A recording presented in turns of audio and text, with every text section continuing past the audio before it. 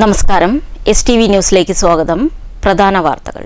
സമൂഹത്തിൽ ഭിന്നശേഷിക്കാർക്ക് നേരെയുള്ള സമീപനത്തിലും പെരുമാറ്റത്തിലും മാറ്റം വരണമെന്നും പ്രഥമ പരിഗണന ഭിന്നശേഷിക്കാർക്ക് നൽകണമെന്നും മന്ത്രി ആർ ബിന്ദു. ഭിന്നശേഷിത്വമില്ലാത്ത നാടായി മാറ്റാനുള്ള പ്രവർത്തനങ്ങളാണ് സർക്കാർ നടത്തുന്നതെന്നും മന്ത്രി. വിളയൂരിൽ ബഡ് സ്കൂൾ നാടിന് സമർപ്പിച്ചു. വാടാനംകുറിശി റെയിൽവേ മേൽപ്പാലം രണ്ടാമത്തെ സർവീസ് പാതയിലെ കട്ടവിരിക്കൽ പ്രവൃത്തികൾ ആരംഭിച്ചു. 4 ദിവസം കൊണ്ട് പ്രവൃത്തികൾ പൂർത്തീകരിക്കാനാകുമെന്ന് പ്രതീക്ഷ. രണ്ടാമത്തെ സർവീസ് പാത തുറന്നുകൊടുക്കുന്നതോടെ ഗതാഗത കുരുക്കിന് പൂർണ്ണ പരിഹാരം.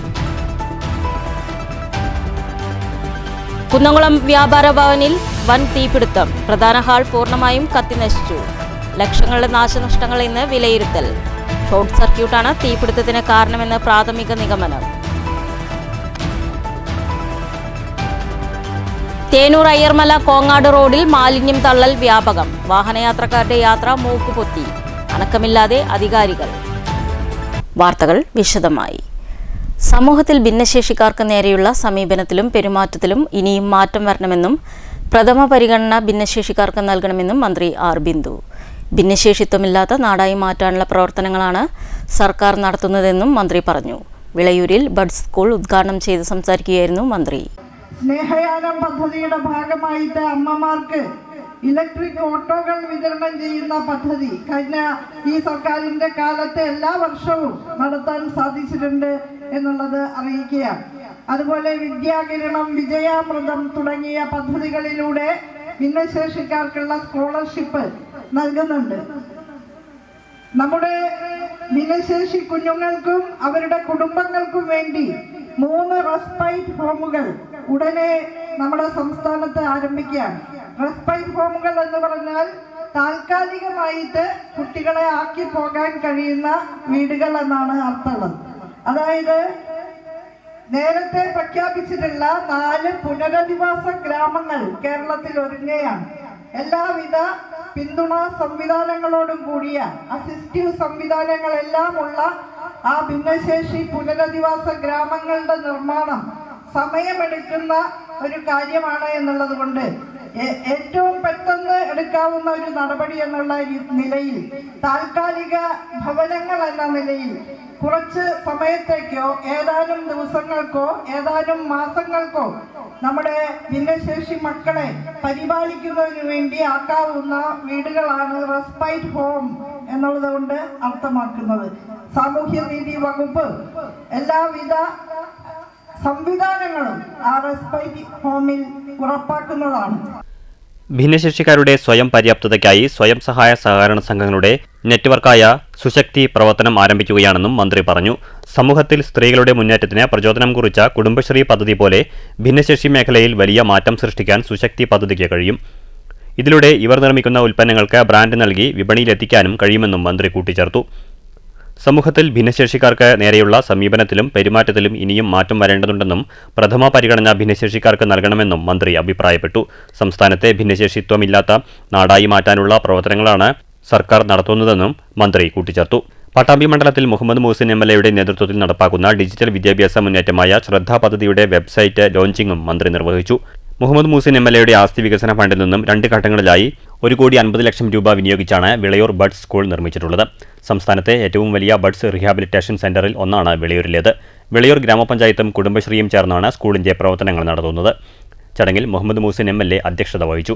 പട്ടാമ്പി ബ്ലോക്ക് പഞ്ചായത്ത് പ്രസിഡന്റ് ഗീതാ മണികണ്ഠൻ, വിളയൂർ ഗ്രാമപഞ്ചായത്ത് പ്രസിഡന്റ് MK ബേബി ഗിരിജ, ജില്ലാ പഞ്ചായത്ത് സ്ഥിരം സമിതി അധ്യക്ഷ Shabira teacher, panchayat vice president KP Noufal, block panchayat അംഗം KS സരിത, ജില്ലാ സാമൂഹ്യനീതി officer Aswathi, Pattambi additional CDPO Shahanas, buds rehabilitation principal Mariya Hameed, panchayat സ്ഥിരം സമിതി അധ്യക്ഷൻ, പഞ്ചായത്ത് അംഗങ്ങൾ, രാഷ്ട്രീയ പാർട്ടി പ്രതിനിധികൾ, ബഡ് സ്കൂൾ വിദ്യാർത്ഥികൾ, രക്ഷിതാക്കൾ, അധ്യാപകർ തുടങ്ങിയവർ പങ്കെടുത്തു.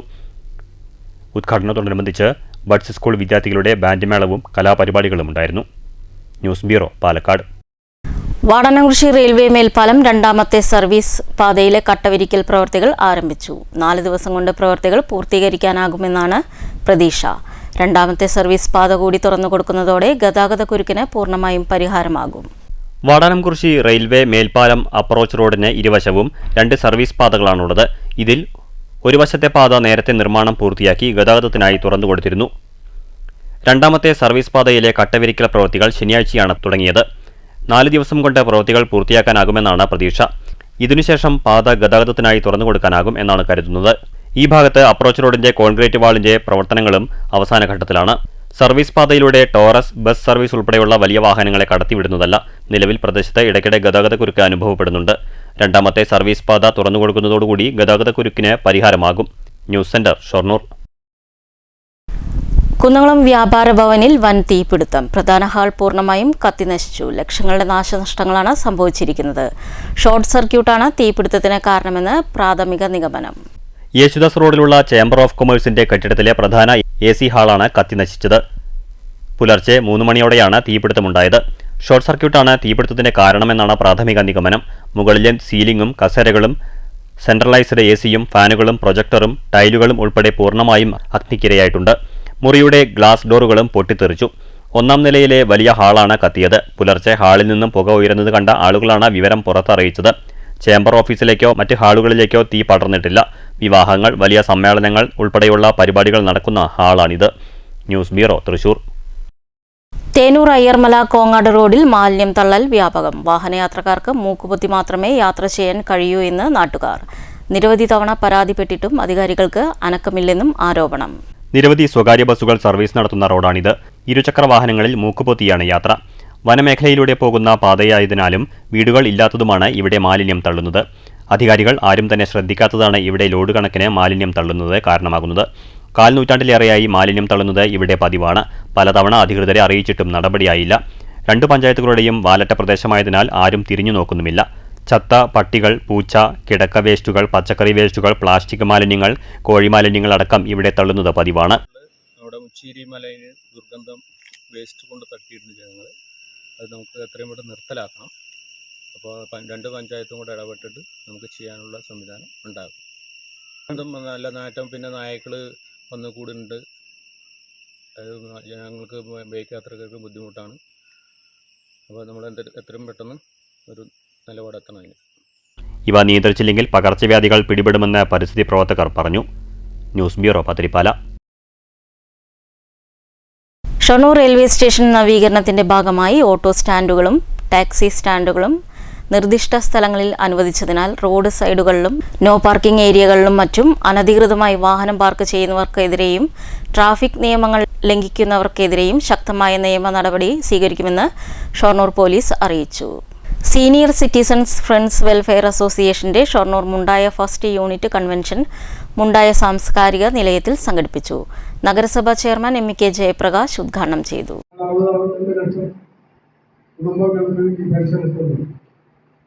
അതെല്ലാം 60 കഴിഞ്ഞിട്ടുള്ള ആളുകൾക്ക് കിട്ടുന്നു കേരളത്തിൽ എന്നുള്ളത് മറ്റ് സംസ്ഥാനങ്ങളിൽ നിന്ന് വ്യത്യസ്തമാക്കുന്നു നമ്മളെ എന്നുള്ളതാണ് യാഥാർത്ഥ്യം. അതുകൊണ്ട് നമുക്ക് നമ്മുടെ പെൻഷൻ പോരാ, സർക്കാർ മുന്നിൽ വെക്കാനുള്ള ഡിമാൻഡ് തന്നെ. നമുക്ക് ജീവിതം മുന്നോട്ട് കൊണ്ടുപോകും.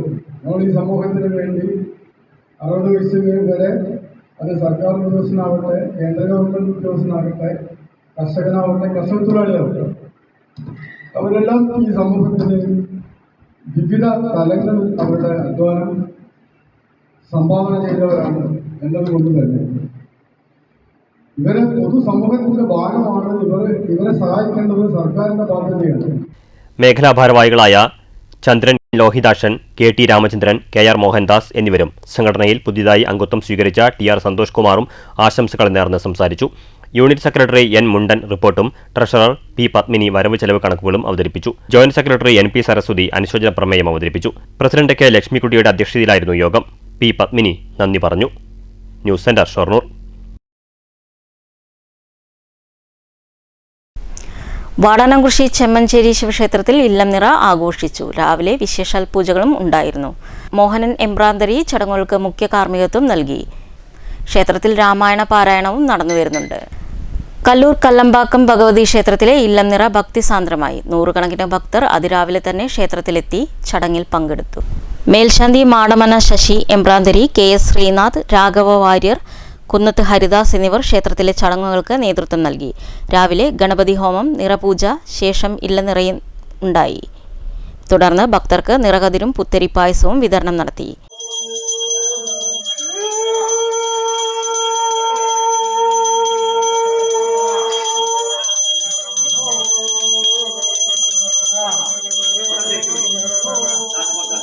കല്ലൂര് കല്ലമ്പാകഭദ്ര ക്ഷേത്രത്തിലെ ഈ വർഷത്തെ നരപുത്തരി ആഘോഷം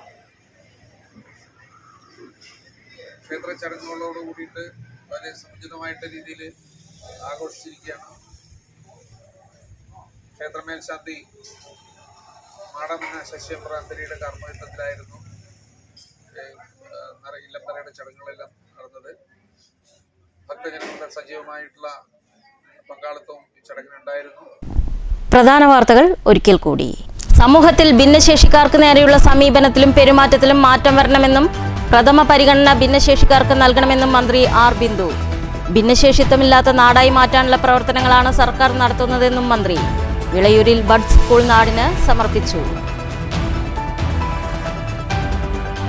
വാടാനംകുറിശി റെയിൽവേ മേൽപ്പാലം രണ്ടാമത്തെ സർവീസ് പാതയിലെ കട്ടവിരിക്കൽ പ്രവൃത്തികൾ ആരംഭിച്ചു.